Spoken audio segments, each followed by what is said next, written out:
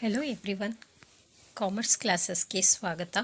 So I hope all are doing well. ಎಲ್ಲರೂ ಕೂಡ ಚೆನ್ನಾಗಿ ಪ್ರಿಪ್ರೇಷನ್ ಮಾಡ್ತಾ ಇದ್ದಾರೆ. Gazette exams are coming U G C net exams are coming assistant professor examination ಅಂತ ಭಾವಿಸ್ತಾ so ಇವತ್ತಿನ ಕ್ಲಾಸಲ್ಲಿ ಬಿಸ್ನೆಸ್ ಫಿನಾನ್ಸ್ ಬಗ್ಗೆ ಡಿಸ್ಕಸ್ ಮಾಡ್ತಾ ಹೋಗೋಣ.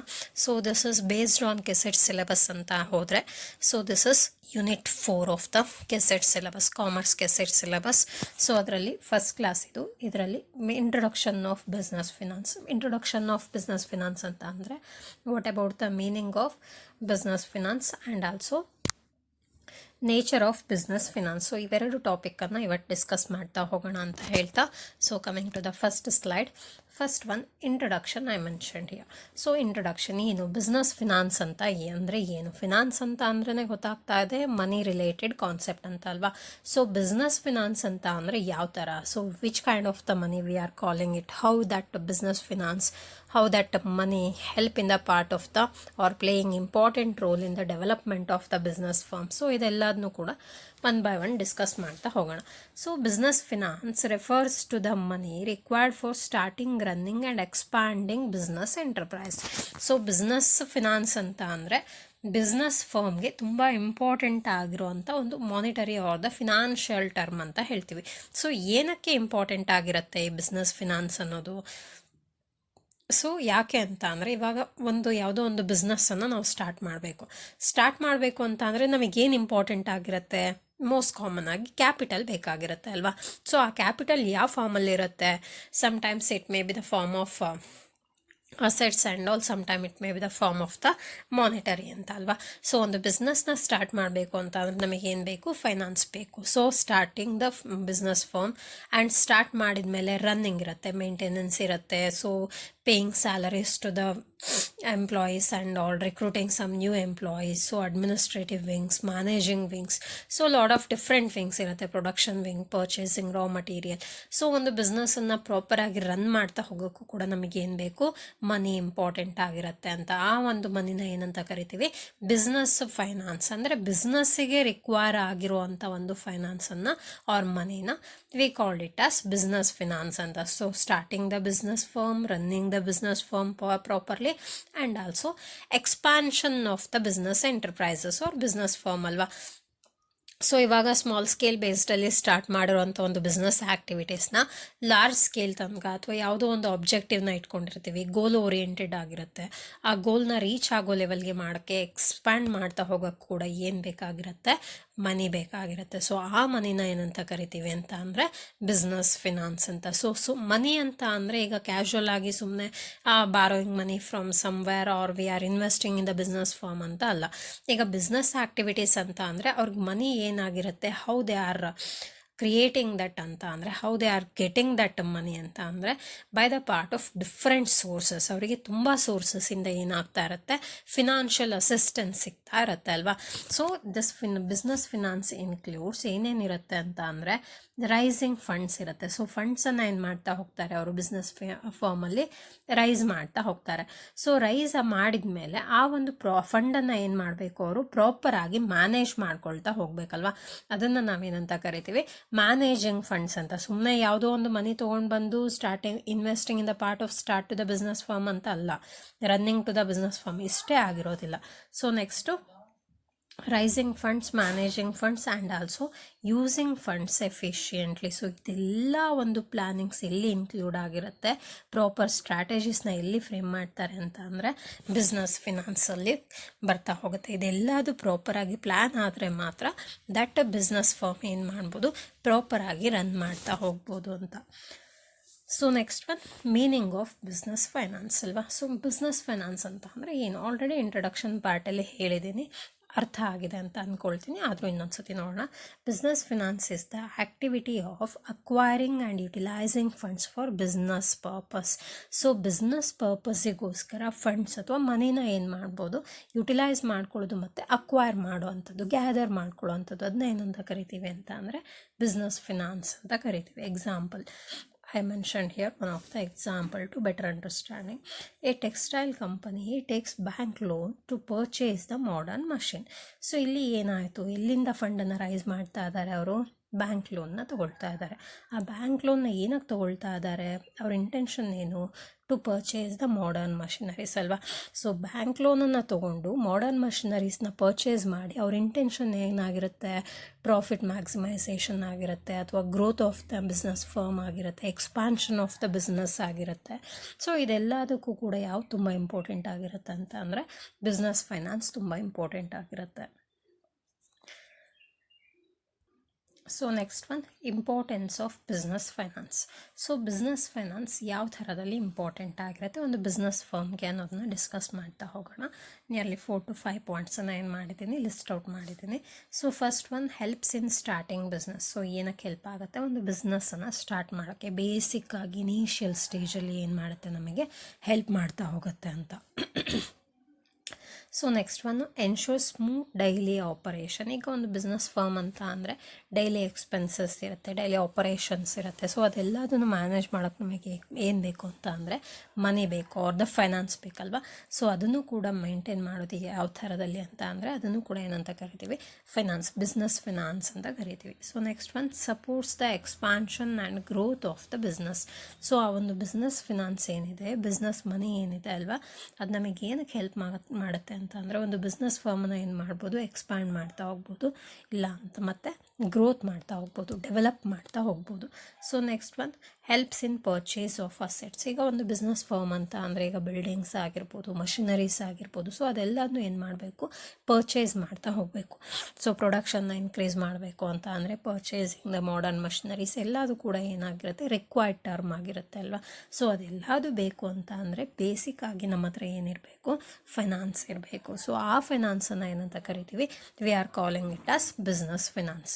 So next one, increases profitability. So business ಫಿನಾನ್ಸನ್ನು ನಾವು ಫಂಡ್ಸನ್ನು ಪ್ರಾಪರಾಗಿ ರೈಸ್ ಮಾಡಿ ಪ್ರಾಪರಾಗಿ ಯುಟಿಲೈಸ್ ಮಾಡ್ತಾ ಇದ್ದೀವಿ ಅಂತ ಅಂದರೆ ಆ ಒಂದು ಬಿಸ್ನೆಸ್ ಫರ್ಮ್ದು ಪ್ರಾಫಿಟ್ ಏನಾಗ್ತಾ ಹೋಗುತ್ತೆ, ಇನ್ಕ್ರೀಸ್ ಆಗ್ತಾ ಹೋಗುತ್ತೆ. ಸೊ ಫೈನಾನ್ಸ್ ಇರಬೇಕು, ಫಂಡ್ಸ್ ಇರಬೇಕು, ಇರೋವಂಥ ಒಂದು ಫೈನಾನ್ಸನ್ನು ಪ್ರಾಪರಾಗಿ ಯೂಸ್ ಮಾಡ್ಕೋಬೇಕು.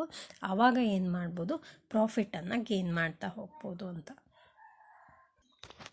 So next one, nature of business finance. So important ನೇಚರ್ಸ್ನ ಸೆಲೆಕ್ಟ್ ಮಾಡಿ ಎಕ್ಸಾಮ್ ಬೇಸ್ಡಲ್ಲಿ ಯಾವ ತುಂಬ ಇಂಪಾರ್ಟೆಂಟ್ ಆಗಿರುತ್ತೋ ಅದನ್ನು ಸೆಲೆಕ್ಟ್ ಮಾಡಿ ಇಲ್ಲಿ ಡಿಸ್ಕಸ್ ಮಾಡ್ತಾ ಹೋಗಿದ್ದೀನಿ, ಲಿಸ್ಟ್ ಔಟ್ ಮಾಡ್ತಾ ಹೋಗ್ತೀನಿ. ಸೊ ಒನ್ ಬೈ ಒನ್ ನೋಡ್ತಾ ಹೋಗೋಣ. First one, essential requirement. So essential requirement is one of the very important nature of business finance. So ಯಾವ ಥರದಲ್ಲಿ, every business requires finance for survival and growth. So ಎಲ್ಲ ಒಂದು business ಆ್ಯಕ್ಟಿವಿಟೀಸ್ಗೂ ಕೂಡ ಯಾವ್ದು important ಆಗಿರುತ್ತೆ, finance important ಆಗಿರುತ್ತೆ. ಏನಕ್ಕೋಸ್ಕರ important ಆಗಿರುತ್ತೆ ಅಂತ ಅಂದರೆ ಸರ್ವೈವ್. ಈ ಒಂದು ಕಾಂಪಿಟೇಟಿವ್ ವರ್ಲ್ಡ್ ಏನಿದೆ ಅಲ್ವಾ, ಕಾಂಪಿಟೇಟಿವ್ ಟ್ರೇಡಿಂಗ್ ಏನಿದೆ ಅಲ್ವಾ, ಅದರಲ್ಲಿ ಸರ್ವೈವ್ ಆಗಬೇಕು ಮತ್ತು ಗ್ರೋತ್ ಆಗಬೇಕು, ಡೆವಲಪ್ ಆಗ್ತಾ ಹೋಗಬೇಕು. ಸೊ ನೆಕ್ಸ್ಟ್ ಗ್ರೋಯಿಂಗ್ ಕಂಟಿನ್ಯೂಟಿ ಇರಬೇಕು ಅಂತ ಅಂದರೆ ನಮಗೇನು ಬೇಕು, ಪ್ರಾಪರ್ ಫಿನಾನ್ಷಿಯಲ್ ಸಪೋರ್ಟ್ ಬೇಕು ಅಂತ ಆ ಒಂದು ಫೈನಾನ್ಸನ್ನು ಏನು ಮಾಡ್ತಾ ಇದ್ದೀವಿ, we are calling it as business finance. So essential requirement, ಇದು ತುಂಬ ಎಸೆನ್ಷಿಯಲ್ ರಿಕ್ವೈರ್ಮೆಂಟ್ ಆಗಿರುತ್ತೆ. ಯಾವುದಕ್ಕೆ, ಬಿಸ್ನೆಸ್ ಫರ್ಮಿಗೆ. ಸೊ ಈಗ ಫಿನಾನ್ಸ್ ಇಲ್ಲದೇ we are going to start the business ಅಂತ ಅಂದರೆ ಸಾಧ್ಯ ಇಲ್ಲ. ಸೊ ಹ್ಯೂಜ್ ಅಮೌಂಟಿಂದ ಸ್ಟಾರ್ಟ್ ಮಾಡಬೇಕು ಅಂತ ಇಲ್ಲ, ಅಟ್ಲೀಸ್ಟ್ ಮಿನಿಮಮ್ ಅಮೌಂಟನ್ನು ನಾವೇನು ಮಾಡಬೇಕಾಗಿರುತ್ತೆ, ಇನ್ವೆಸ್ಟ್ ಮಾಡಲೇಬೇಕು ಅಲ್ವಾ. ಅದಕ್ಕೋಸ್ಕರ ಇನ್ನು ಏನಂತ ಕರಿತಾ ಇದ್ದೀವಿ, very essential requirement of the business firm ಅಂತ. ಸೊ ಎಕ್ಸಾಂಪಲ್ ಕೂಡ ಮೆನ್ಷನ್ ಮಾಡಿದ್ದೀನಿ ಫಾರ್ ಬೆಟರ್ ಅಂಡರ್ಸ್ಟ್ಯಾಂಡಿಂಗ್, ಸುಮ್ಮನೆ ನೋಡ್ಕೊಳ್ಳಿ. A bakery needs money to buy flours, ovens and also pay workers. So ಒಂದು ಬೇಕ್ರಿನ ಸ್ಟಾರ್ಟ್ ಮಾಡ್ತಾ ಇದ್ದೀವಿ ಅಂತ ಅಂದರೆ ಸುಮ್ಮನೆ ಒಂದು ಬಿಲ್ಡಿಂಗ್ನ ಇಟ್ಕೊಂಡು ಸ್ಟಾರ್ಟ್ ಮಾಡೋಕ್ಕಾಗುತ್ತಾ, ಇಲ್ಲ ಅಲ್ವಾ. ಸೊ ಆಫ್ಟರ್ ದಟ್ ನಮಗೆ ಏನೇನು ಬೇಕು, ಯಾವುದೋ ಒಂದು ಸ್ವೀಟ್ನ ಪ್ರಿಪೇರ್ ಮಾಡಬೇಕು, ಇಲ್ಲ ಸಮ್ ಆಫ್ ದಟ್ ಐಟಮ್ಸ್ನ ನಾವು ಪ್ರಿಪೇರ್ ಮಾಡಬೇಕು, ಫುಡಿಂಗ್ ಇದನ್ನ ಪ್ರಿಪೇರ್ ಮಾಡಬೇಕು ಅಂತ ಅಂದರೆ ನಮಗೆ ಅದಕ್ಕೆ ಬೇಕಾಗಿರುವಂಥ ಇಂಗ್ರೀಡಿಯೆಂಟ್ಸನ್ನು ನಾವೇನು ಮಾಡಬೇಕು, ಪರ್ಚೇಸ್ ಮಾಡಬೇಕು. ಸೊ ಅದನ್ನು ನಾವು ಪರ್ಚೇಸ್ ಮಾಡ್ಕೊಂಡು ಬಂದು ಇಲ್ಲಿ ಫುಡ್ಡನ್ನು ಪ್ರಿಪೇರ್ ಮಾಡಬೇಕು ಅಂತ ಅಂದರೆ ನಮಗೆ ಬೇಸಿಕ್ಕಾಗಿ ಬೇಕಾಗಿರೋದೇನು, ಮನಿ. ಅದಕ್ಕೋಸ್ಕರ so this is one of the essential requirement. ನಮ್ಮ ಹತ್ರ ಅಮೌಂಟ್ ಇಲ್ಲ ಅಂತ ಅಂದರೆ ನಾವೇನು ಮಾಡೋಕ್ಕಾಗೋದಿಲ್ಲ, ಈ basic requirement of business firm ಇದೆ ಅಲ್ವಾ, ಅದನ್ನು ಫುಲ್ಫಿಲ್ ಮಾಡ್ತಾ ಹೋಗೋಕ್ಕಾಗೋದಿಲ್ಲ.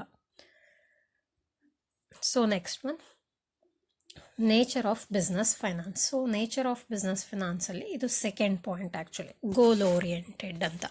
ಸೊ ಒಂದು ನಿಮಿಷ, ನಾನೇನು ಹೇಳ್ತಾ ಇದ್ದೀನಿ, ನಾನೇನು ಎಕ್ಸ್ಪ್ಲೈನ್ ಮಾಡ್ತಾ ಇದ್ದೀನಿ ಎಲ್ಲರಿಗೂ ಕೂಡ ಈಸಿಯಾಗಿ ಅರ್ಥ ಆಗ್ತಾ ಇದೆ, ಹೆಲ್ಪ್ಫುಲ್ ಆಗ್ತಾ ಇದೆ ಅಂತ ಅಂದ್ಕೊಳ್ತಾ ಇದ್ದೀನಿ. ಸೊ ನಿಮಗೆ ಈಸಿಯಾಗಿ ಅರ್ಥ ಆಗ್ತಾ ಇದೆಯೋ, ಹೆಲ್ಪ್ ಆಗ್ತಾ ಇದೆ, ಇಲ್ಲ ಇನ್ನೂ ಜಾಸ್ತಿ ಕಂಟೆಂಟ್ ಏನಾದರೂ ಪ್ರೊವೈಡ್ ಮಾಡಬೇಕು, ಏನೇ ಇದ್ದರೂ ಕೂಡ ನನಗೆ ಕಮೆಂಟ್ ಬಾಕ್ಸಲ್ಲಿ ಕಮೆಂಟ್ ಮಾಡಿ ತಿಳಿಸಿ ಅಂತ ಹೇಳ್ತಾ, ಅದ್ರ ಜೊತೆಗೆ ಸೊ ಮೋಸ್ಟ್ ಕಾಮನ್ ಆಗಿ ನಿಮ್ಮ ಸಪೋರ್ಟ್ ನನಗೆ ಬೇಕೇ ಬೇಕು. ಸೊ ಇದು ಯಾವ ಥರ ಅಂತ ಅಂದರೆ ಮ್ಯೂಚುವಲ್ ಸಪೋರ್ಟಿಂಗ್ ಅಂತ ಅಲ್ವಾ. ಸೊ ಬಿಸ್ನೆಸ್ಸಲ್ಲಿ ಹೇಗೆ ಒಂದಕ್ಕೊಂದು ಲಿಂಕಿಂಗ್ ಕಾನ್ಸೆಪ್ಟ್ ಇರುತ್ತೋ ಅದೇ ಥರನೇ ಇಲ್ಲೂ ಕೂಡ ಮ್ಯೂಚುವಲ್ ಸಪೋರ್ಟ್ ತುಂಬ ಇಂಪಾರ್ಟೆಂಟ್ ಆಗಿರುತ್ತೆ. ನಾನು ನಿಮಗೆ ಬೇಕಾಗಿರೋ ಸಪೋರ್ಟನ್ನು ಪ್ರೊವೈಡ್ ಮಾಡ್ತಾ ಹೋಗ್ತೀನಿ, ನಿಮಗೆ ಬೇಕಾಗಿರೋ ಕಂಟೆಂಟನ್ನು ಪ್ರೊವೈಡ್ ಮಾಡ್ತಾ ಹೋಗ್ತೀನಿ.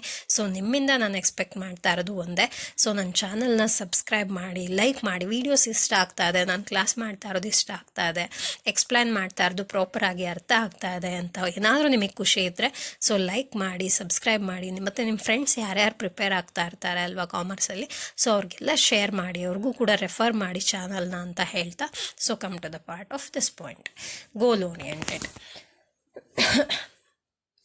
So goal oriented, some of the goal specific objectives ಅನ್ನೋದನ್ನ ಇಟ್ಕೊಂಡಿರ್ತಾರಲ್ವ.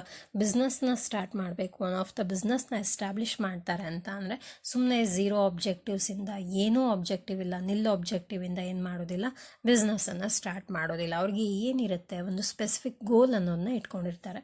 ಈಗ profit maximisation or profit making ಆಗಿರುತ್ತೆ, ಇಲ್ಲ ಅಂತ ಅಂದರೆ ವೆಲ್ತ್ ಮ್ಯಾಕ್ಸಿಮೈಸೇಷನ್, ವೆಲ್ತನ್ನು ಏನು ಮಾಡ್ತಾ ಹೋಗಬೇಕು, ಮ್ಯಾಕ್ಸಿಮೈಸ್ ಮಾಡ್ಕೊಳ್ತಾ ಹೋಗಬೇಕು, ಬಿಸ್ನೆಸ್ಸನ್ನು ಗ್ರೋ ಮಾಡ್ತಾ ಹೋಗಬೇಕು. So international base, national base, so ಆ ಥರದಲ್ಲಿ ಏನಾಗ್ತಾ ಹೋಗಬೇಕು, ಎಕ್ಸ್ಪ್ಯಾಂಡ್ ಆಗ್ತಾ ಹೋಗಬೇಕು.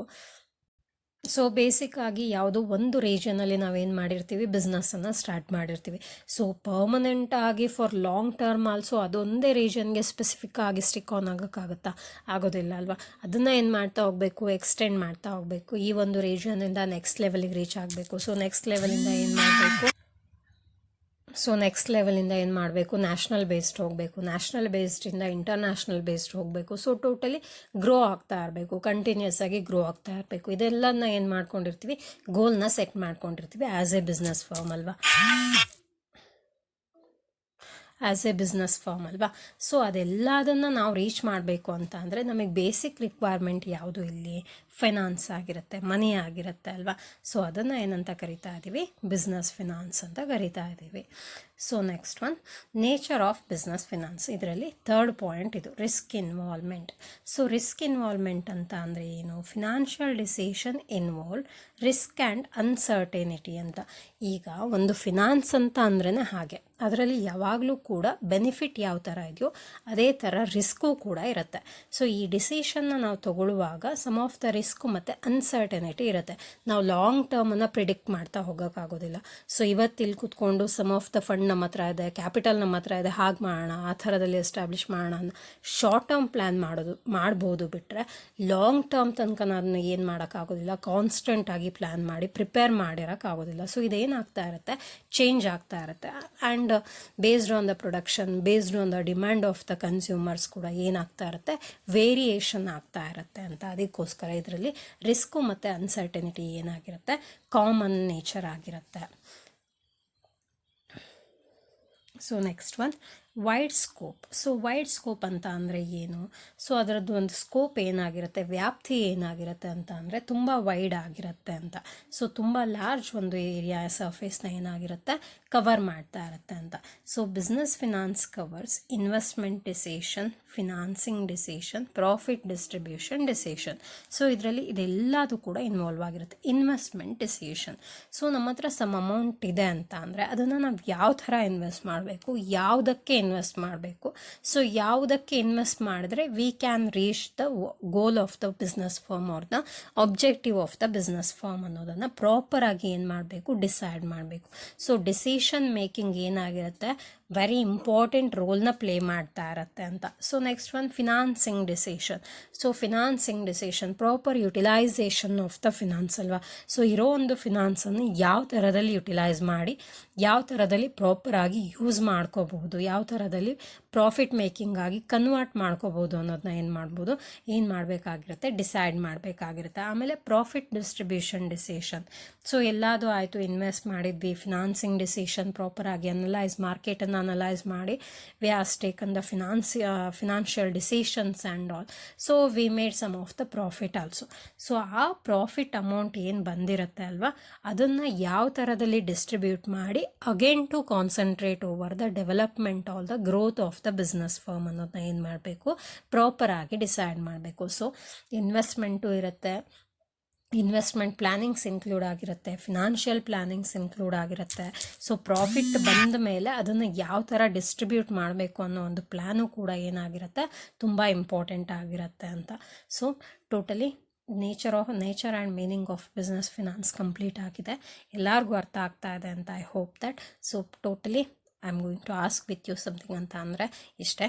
ಸಬ್ಸ್ಕ್ರೈಬ್ ಮಾಡಿ, ಶೇರ್ ಮಾಡಿ, ಸಪೋರ್ಟ್ ಮಾಡಿ ಅಂತ ಹೇಳ್ತಾ, thank you for watching my videos. Thank you all once again.